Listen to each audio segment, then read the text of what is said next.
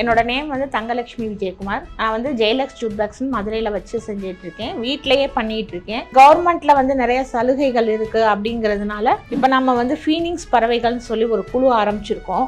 அது கவர்மெண்ட் மூலமாக ஆரம்பிச்சிருக்கிறதுனால இதில் என்ன பெனிஃபிட் நமக்கு கிடைக்குதுன்னா, நமக்கு கவர்மெண்ட்லேருந்து நம்ம சேல்ஸ் மார்க்கெட்டிங்லாம் எப்படி பண்ணணுங்கிறதுக்காண்டி வருஷத்துக்கு 4 ஸ்டால் கவர்மெண்ட் ஸ்டால் கொடுப்பாங்க. யாருக்குமே முதல்ல லோன் கொடுக்கறதுக்கு பேங்க்ல வந்து யோசிப்பாங்க. இப்போ இந்த மகளிர் குழுவுக்கு நம்ம வந்ததுனால இந்த மகளிர் குழுவில் அவங்களே கவர்மெண்ட்லேயே சப்போர்ட் பண்ணி உங்களுக்கு லோன் கொடுங்கன்னு சொல்லுவாங்க.